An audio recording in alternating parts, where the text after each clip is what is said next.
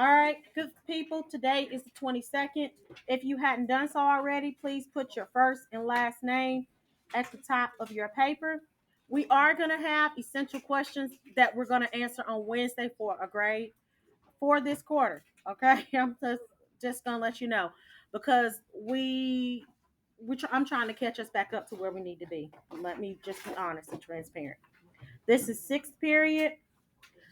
Today, we've already done our EOC review. Okay. I am going to go over in our notes. We're going to get ready to go into our interactive notebook here in a minute. And we're going to do short notes on exponential functions. I'm just going to introduce exponential functions. And in your groups, you're going to do an investigation. All right. That way you're going to discover, it's a lot of work. You are going to discover exponential functions on your own. I'm going to walk around to each of the tables. Do not raise your hand because I'm going to put you with a group. Do not raise your hand. I am going to walk around to your table. I'm only going to spend a minute to 2 minutes at your table if you need help. I'm not going to help you the very first time that you struggle. Maybe the second or the third, because healthy struggle is okay. I need for you to use each other and your notes and your brain, most importantly, to figure out the answers. You are going to take turns reading the questions and answering the questions on notebook paper. You are going to turn this in as a grade. Questions, comments, or concerns? All right. Um, so that is what we're doing. That is what we're doing today. Please put that in a safe space. Take out your interactive notebook. Okay, good people. We're starting a new unit. We've already started talking about laws of exponents. You've done a really, really great job with that. At the end of class, I'm going to collect your homework from Friday. So please make sure that you turn that in. Shh. No rebuttal. All right. So this is page 2, quarter 3. This is page 2. And I'm going to introduce exponential functions.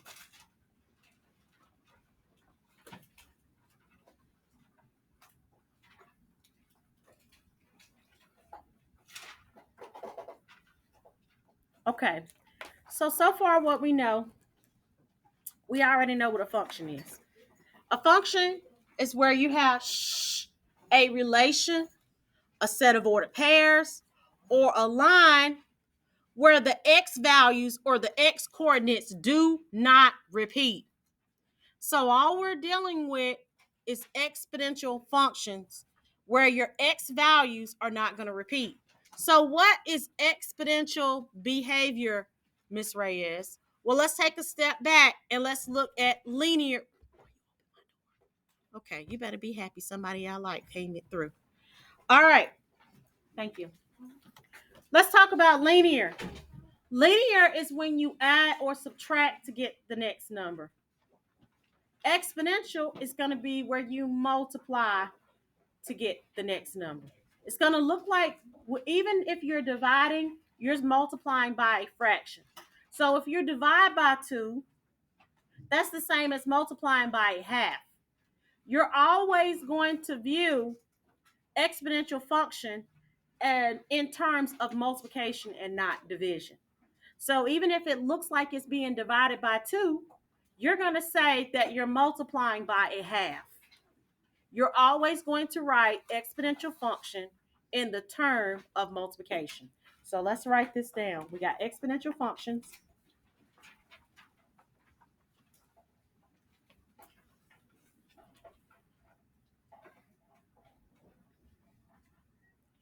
They increase or decrease by a common ratio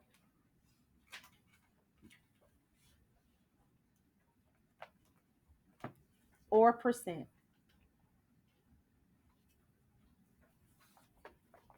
They are also geometric sequences.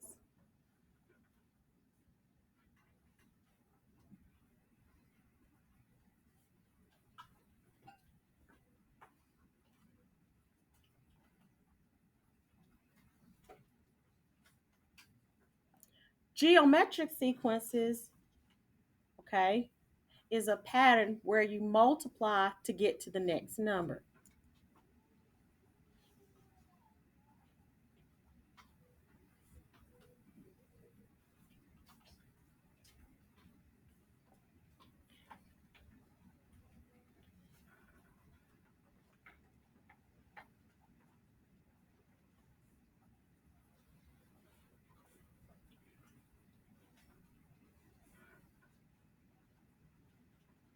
You multiply by the same number, and that same number is called a common ratio. I'll underline the word common ratio because that's important.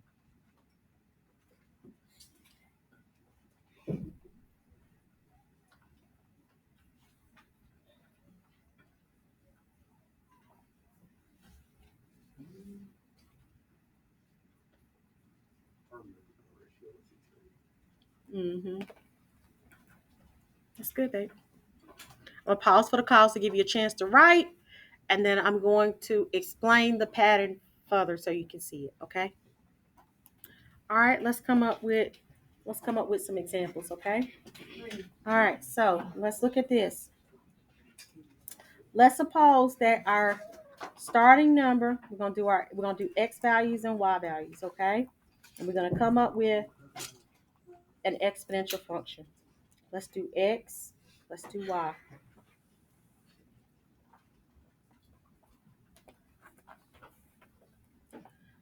Let's start off with the number 2, okay?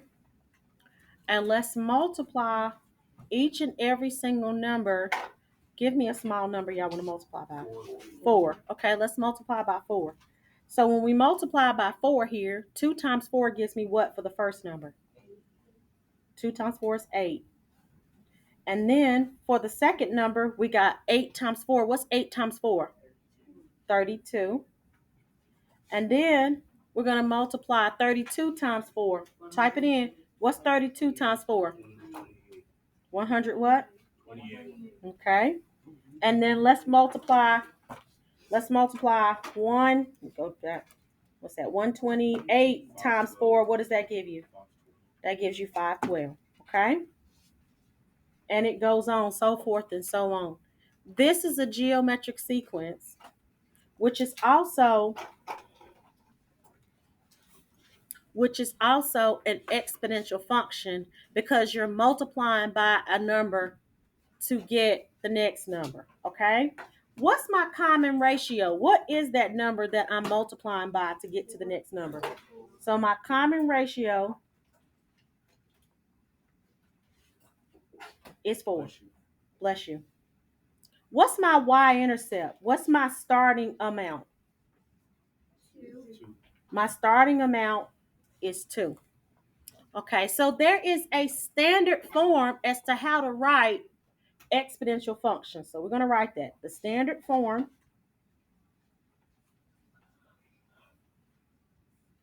for exponential functions.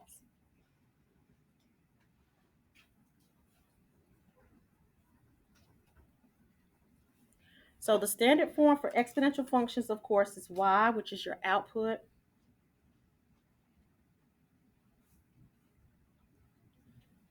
You have a, b to the x power. Now your letters a and b are a little different than what you know them to be for linear equations. Your a is your starting amount or your y-intercept. So a is your b. Mm-hmm. And your b is your common ratio.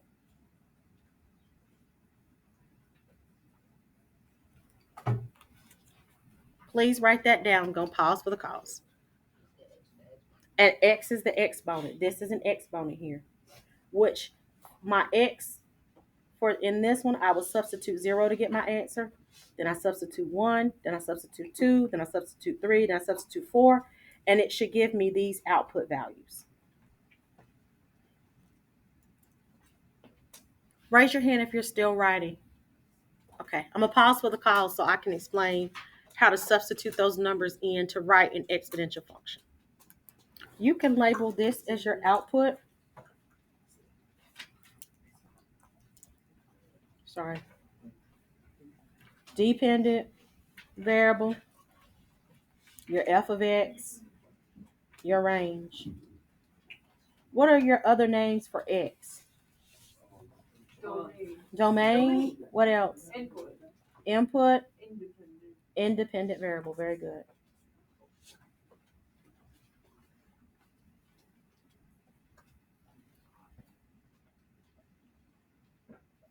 How would I write this equation? How would I write the equation for this if the form is y is equal to a times b to the x power? I know I'm going to write y is equal to, my a is the y-intercept. What did we say the y-intercept was? What did we say the y-intercept was for 2? So I substitute 2 for a. Times, what did we say the common ratio was? 4 raised to the x power. This is the equation.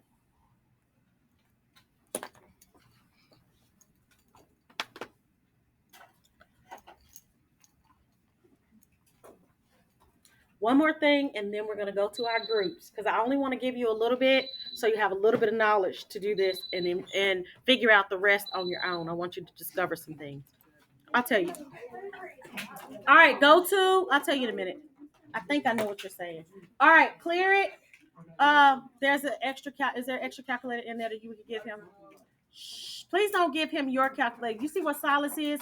Take one of those calculators. He's the only person there. All right, go to y equals. Shh. Okay, press clear. We're gonna type this in. Please pay attention. We're gonna type in 2 times. We got 4. The exponent is x, so we got caret key. Caret key's right here for exponent. And then we're going to put x.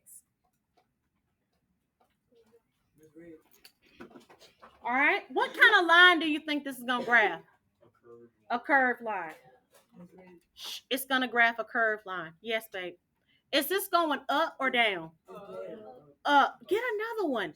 Since it's going up, this is exponential growth because it's growing.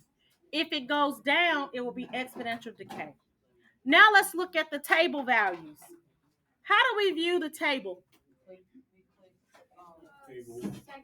Second graph. So now look, did we do it right? Do you see how we did that? Where did you get 2.4 from? What are you talking about, baby? Okay. Shh. All right. Yes, please put that one on. It's not working? Okay, babe. Yes, please put that on my desk. All right. Any questions about that? All right. I'm going to pause for the calls. Shh.